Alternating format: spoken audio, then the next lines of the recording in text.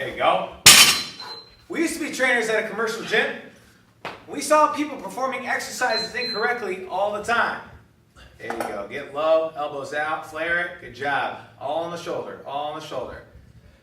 This week, we're hoping you're going to listen to us this time. We're going to talk about the top 5 exercises performed incorrectly the most and what you can do about it. Stop. Put it down. Put it down. Now, the number 1 exercise we see performed incorrectly is the squat. We're going to give you 3 tips to focus on in order to improve your performance. Number 1 is what we're doing out of the feet. The feet are the foundation for all lower body exercises. So if the feet aren't in line, everything else is thrown off. So what we're going to do is create 3 points of contact with the base of the big toe, right on that pad, the heel, and the outside of the foot, creating a nice strong bridge so that the ankle, foot, and knee are all on a straight line together.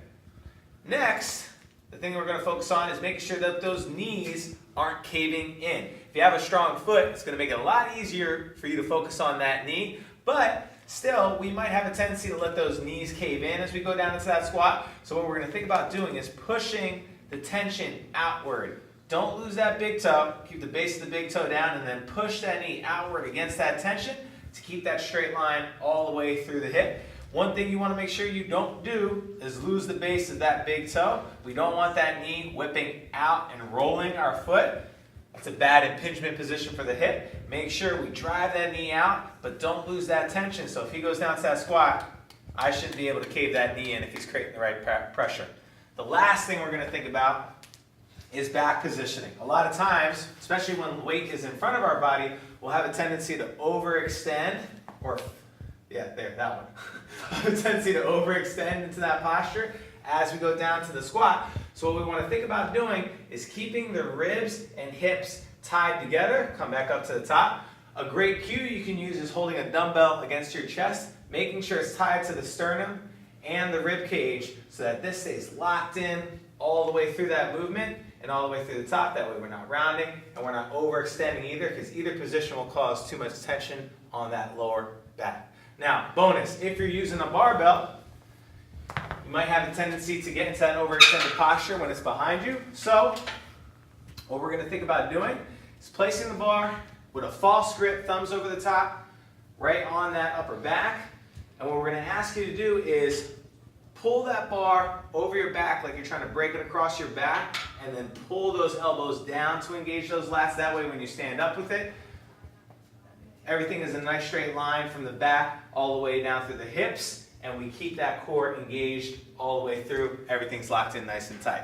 You're welcome. Now, second exercise we see performed most incorrectly is the deadlift. Deadlift is an awesome exercise for building up strength in the back and the entire posterior chain, but if you're not doing it correctly, there is a potential to hurt yourself. So when doing the deadlift, there's a couple things we're going to think about. Just like the squat, we're thinking about foot position, just like we talked about. Base of the big toe, heel, outside of the foot, creating that nice bridge.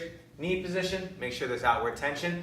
Next is what we're going to look at as the hips. We want to make sure that the hips are halfway in between our shoulders and knees to initiate the movement. That way we engage the glutes, the hamstrings, and the back is just an isometric position to lock everything in place. So if your hips are too high, a little too much emphasis on the lower back. If your hips are too low, we have a tendency to sit behind the weight, lose our balance, and we can't really get our hamstrings involved, which again, places too much pressure on the lower back.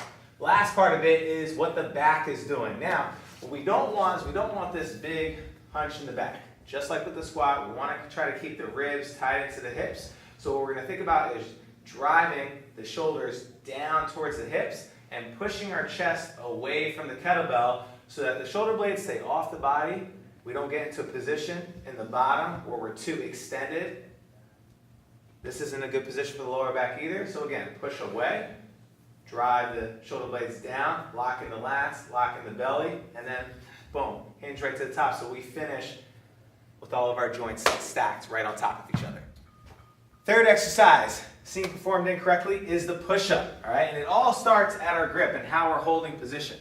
When you're doing push-ups, we highly recommend doing them on a bar, because when you grip something, it just helps set all the other joints in a proper position and it's easier to control. So with the grip, we're going to think about making sure our wrists are in a neutral alignment. We don't want them too rounded. We don't want them too flexed. We want them in a nice straight line. So what you can think about is take your wrist, if you flex it back and you see a crease, just straighten your wrist out until that crease goes away, and that's usually your wrist in a nice straight line.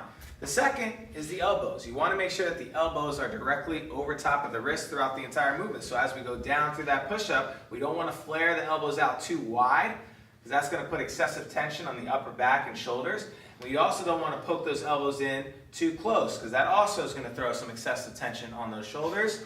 Think about driving those elbows out and down towards the hips to keep them in a straight line with the wrists. And what that'll also do is put the shoulders in a lower position. They won't creep up towards the ears, and the shoulder blades will come together nicely at that bottom position. Boom. Last piece of it is, again, talked about it in the squat and the deadlift. We want to make sure we have a nice straight line in our back. We don't want to be hunched in a rounded position with our ass in the air.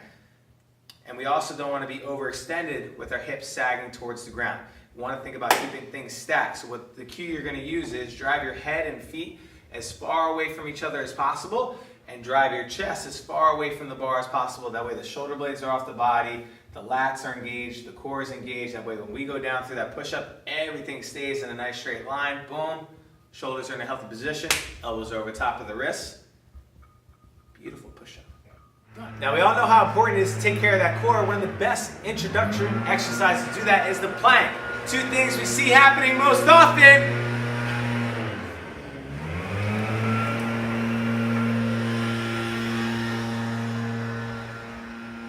Two things we see happening most often are the shoulder blades collapse together and the hips sag. So what we're going to do is we're going to change our hand position. We're going to make them parallel to each other. We're going to throw those palms up as much as we can, and we're going to think about pushing the palms down into the ground and then driving them out, poking the chest away from the floor so those shoulder blades, again, just like the push-up, come right off the body. Then we're going to bring our feet together and we're going to squeeze our knees nice and tight, and just like the push-up, think about making our head and feet as long away from each other as possible. That way we have the head, back, hips, knees in a nice straight line. I'm going to talk a little slower now so that he has to hold this plank a little longer, because this is one of his least favorite exercises. Spread the floor, push away, make yourself long. Boom, squeeze the butt cheeks too. Our last exercise, and probably one of the most important because it helps build the foundation for all our other exercises, is a horizontal row. With horizontal row, we want to make sure we start off, this is really bad, we want to make sure we start off in a good position. So we want to make sure we're not too rounded or too extended. So what you can do is find your most rounded position, and then find your most extended position. Oh yeah, baby got back. And then find a happy space in between those two, so we have a nice neutral spine. The second part is, as we grab the dumbbell, we're going to make sure that elbow comes down and back towards the hip. That way it stays nice and tight to the rib cage. We're not flaring that elbow out too wide.